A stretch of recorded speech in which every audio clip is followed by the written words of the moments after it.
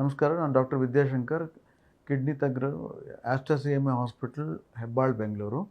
So ಇವತ್ತು ನಾನು ಈ ಯಾವ ಟಾಪಿಕ್ ಅಂದರೆ ನಮ್ಗೆ ಭಾಳ ಮುಖ್ಯವಾದದ್ದು, ಈ ವಯೋವೃದ್ಧರಿಗೆ ಯಾವ ಥರ ಕಿಡ್ನಿ ಸಮಸ್ಯೆ ಬರ್ಬೋದು ಮತ್ತು ಅವರಲ್ಲಿ ಕಿಡ್ನಿ ತೊಂದರೆ ಉಂಟಾಗದಾಗೆ ನಾವು ಯಾವ ಥರ ನಾವು ಅದನ್ನು ಪ್ರಿಕಾಷನ್ಸ್ ತೊಗೋಬೇಕಂತ ಕೆಲವು ಮಾಹಿತಿ ಕೊಡ್ತೇನೆ. ಈ ವಯೋವೃದ್ಧರಂದರೆ ಇವಾಗ ಯಾರು 75 ವರ್ಷಕ್ಕಿಂತ ಜಾಸ್ತಿ ಇದೆ, ಅವರು ಕೆಲವೊಂದು ಕಾರಣಗಳಿಂದ ಅವರಿಗೆ ಈ ಆಸ್ಪತ್ರೆಗಳಿಗೆ ಕರ್ಕೊಂಬರ್ಲಿಕ್ಕೆ ಆಗಲ್ಲ.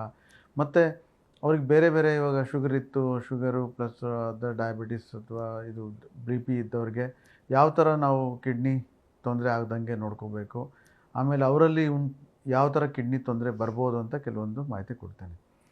ಸೊ ಯಾರು ಇವಾಗ ಗಂಡಸರಾಗಲಿ ಹೆಂಗಸರಾಗಲಿ ಒಂದು ಸರ್ತಿ ಅದು 75 ವರ್ಷ ಆದಮೇಲೆ ಅವರಿಗೆ ಕೆಲವೊಂದು ಈ ಯೂರಿನರಿ ಪ್ರಾಬ್ಲಮ್ಸು ಅಂದರೆ ಈ ಪ್ರಾಬ್ಲಮ್ ಬರೋ ಚಾನ್ಸಸ್ ಇರ್ತದೆ.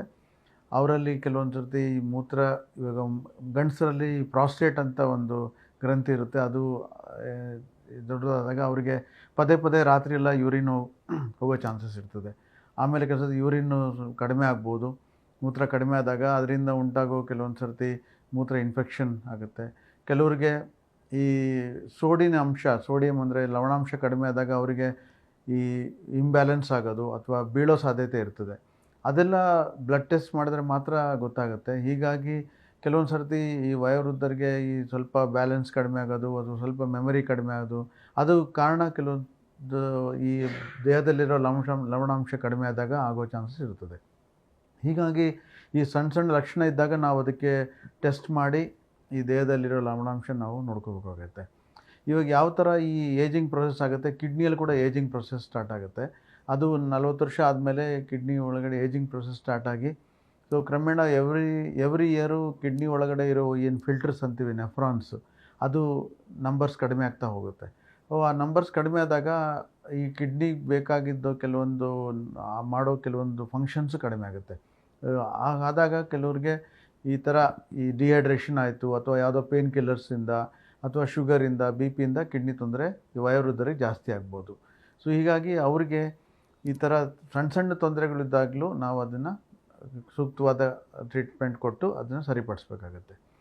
ಇವಾಗ ಅವರಿಗೆ ಕೆಲವೊಂದು ಸರ್ತಿ ಆಸ್ಪತ್ರೆಗೆ ಬರೋ ಕೆಲವೊಂದು ಫೆಸಿಲಿಟೀಸ್ ಇರೋಲ್ಲ. ಹಾಗಿದ್ದಾಗ ನಾವು ಮನೆಯಲ್ಲೇ ಟೆಸ್ಟ್ ಮಾಡಿ ಅದನ್ನು ರಿಪೋರ್ಟ್ಸು ನಾವು ಬಂದು ನಮ್ಮನ್ನು ಕನ್ಸಲ್ಟ್ ಮಾಡಿದರೆ ಅದರಲ್ಲಿ ಏನಾದರೂ ವ್ಯತ್ಯಾಸ ಇದ್ದರೆ ಅದರ ಟ್ರೀಟ್ಮೆಂಟ್ ಕೊಟ್ಟರೆ ಅವರಿಗೆ ಈ ಇಂಬ್ಯಾಲೆನ್ಸಿಂದ ಆಯಿತು ಅಥವಾ ಅವರು ಏನಾದರೂ ಈ ಸ್ವಲ್ಪ ಈ ಕೆಲವೊಂದು ಸರ್ತಿ ಯೂರಿನರಿ ಇನ್ಫೆಕ್ಷನ್ ಇತ್ತು, ಆ ಕೆಲವೊಂದು ಸಿಮ್ಟಮ್ಸು ಇನಿಷಿಯಲ್ ಸ್ಟೇಜಸಲ್ಲಿ ಟ್ರೀಟ್ಮೆಂಟ್ ತೊಗೊಂಡ್ರೆ ಮುಂದೆ ತೊಂದರೆ ಜಾಸ್ತಿ ಆಗದಂಗೆ ನಾವು ನೋಡ್ಕೋಬೋದು. ಹೀಗಾಗಿ ಎಲ್ಲ ವಯೋವೃದ್ಧರಿಗೆ ನಾವು ಏನು ಸಿಮ್ಟಮ್ಸ್ ಇಲ್ಲ ಅಂದರೂ ಒಂದು ಸರ್ತಿ ಕಿಡ್ನಿ ಫಂಕ್ಷನ್ಸ್ ಎಲ್ಲ ಅವರು ಹಾಸ್ಪಿಟ್ಲಿಗೆ ಬರಲಿಲ್ಲ ಅಂದರೂ ಅವರು ಯಾರು ಕೇರ್ ಟೇಕರ್ ಇದ್ದಾರೆ, ಫ್ಯಾಮ್ಲೀಸ್ ಇದ್ದಾರೆ, ಟೆಸ್ಟ್ ಮಾಡಿಸಿ ಬಂದು ನಮ್ಮನ್ನು ಕನ್ಸಲ್ಟ್ ಮಾಡಿದ್ರೆ ಅದರಿಂದ ತುಂಬ ಅವ್ರಿಗೆ ಆರೋಗ್ಯ ಇಂಪ್ರೂವ್ಮೆಂಟ್ ಆಗುತ್ತೆ.